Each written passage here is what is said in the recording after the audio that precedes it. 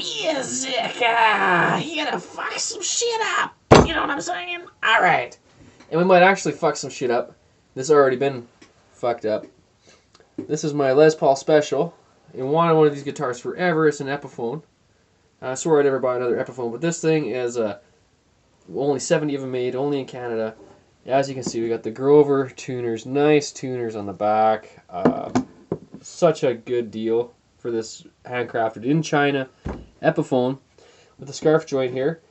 And I don't give up guitars. I don't really like bang them up. I put a nick in about one of Buddy's guitars, and I played the same guitar for like a decade, you know, and I typically don't put nicks and scratches in them, but this was in the stand, and the cord was plugged in the bottom, and it got caught in the tongue of my shoe, and I couldn't quite save it. Fuck. Less than a year old.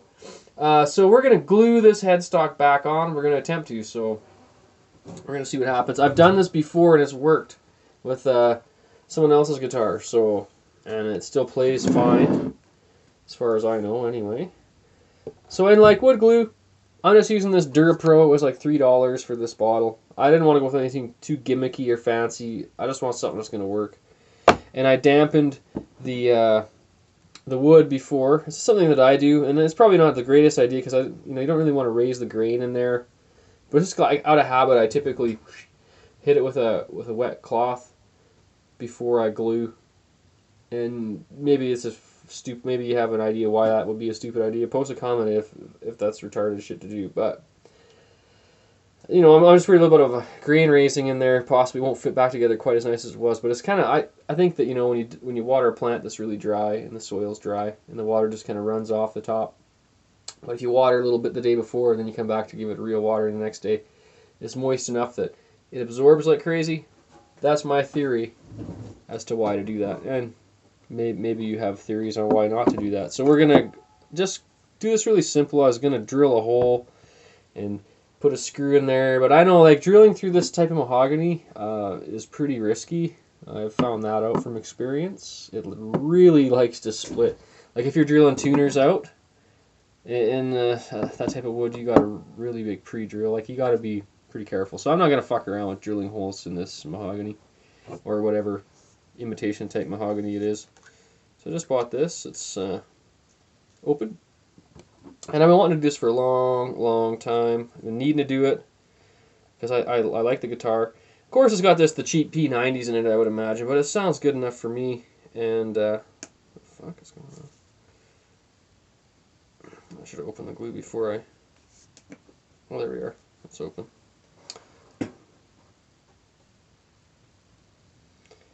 Okay.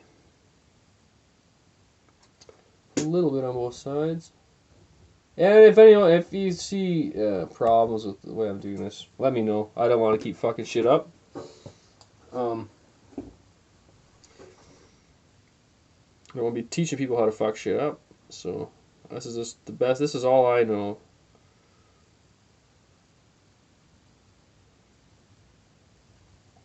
Quite a heavy layer of glue on there. I don't know if I'm going to go real heavy on the glue.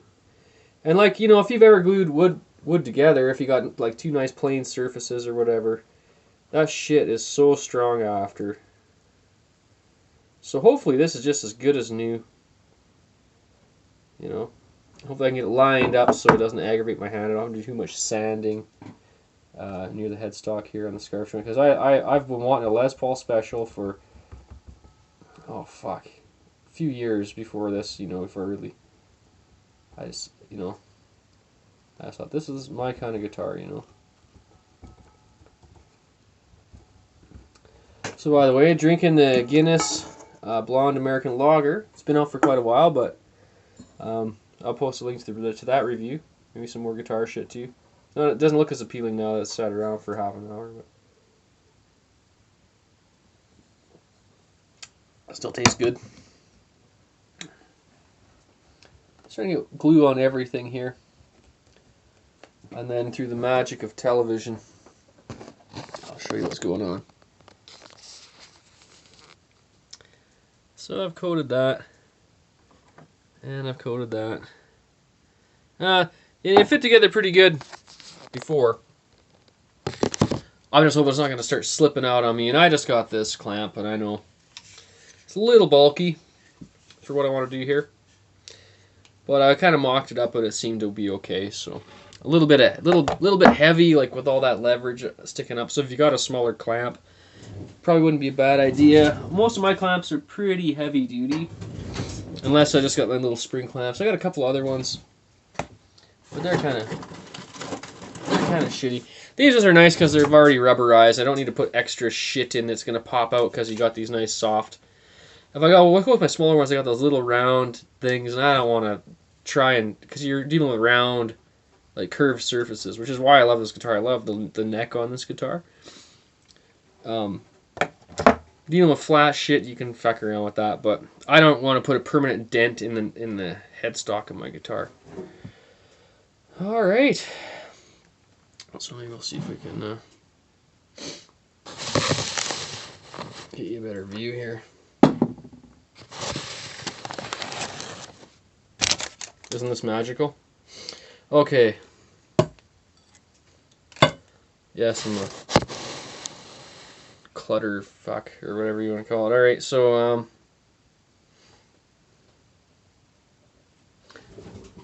alright, looks pretty fucking good.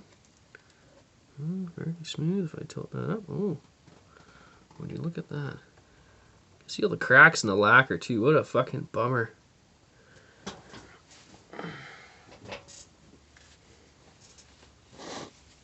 Clean it off so I can kind of see how well this is lined up. The last one I did was actually, I think, worse than this, but we'll find out. That's fairly tight. Yeah, it does take a whole lot of pressure to get that tight again. So I'm hoping, I don't want to go too ape shit on this.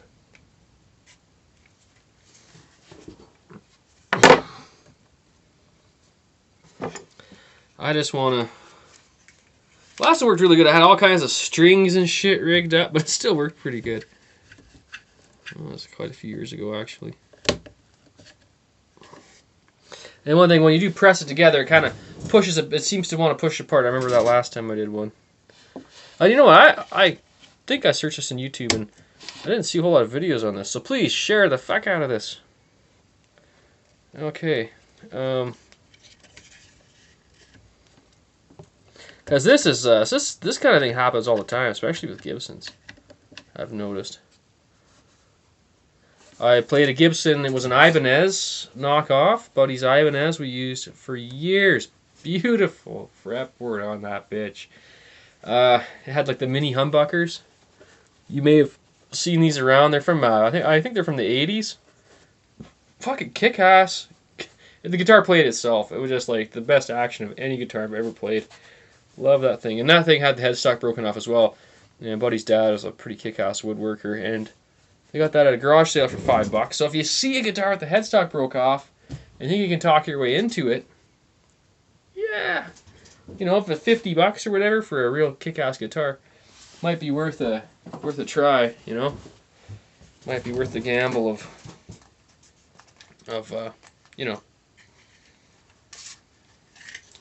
So I'm just gonna put this other clamp, whoops, along the fretboard and the very back of the joint to kind of press it, because there's a lot of weight and leverage coming down. This headstock's heavy. Like, these Grover tuners are fucking heavy. Like, this mahogany's not the heaviest wood, but these fucking tuners on here. Oh yeah, see some glue squished out there.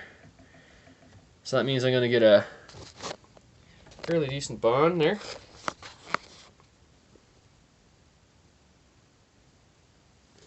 Sorry, I'm trying to. Anyway, you get the idea. This is real fucking simple shit.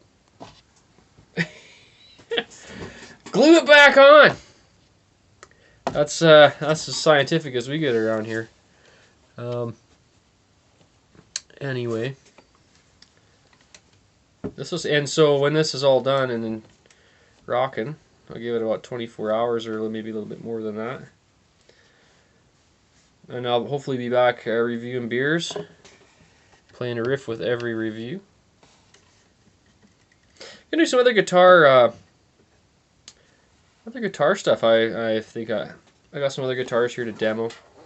I got the Ditto Looper X2. So I made a loop here. I'll play that. And it's going to be fucked up. Okay? Just so you know.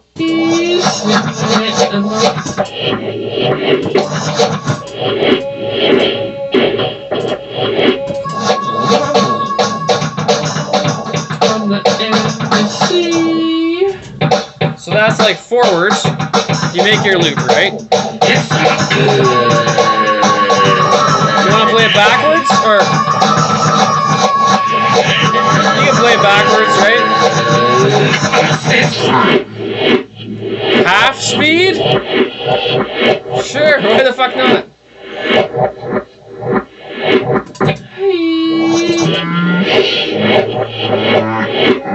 I'm not even sure what's going on anymore.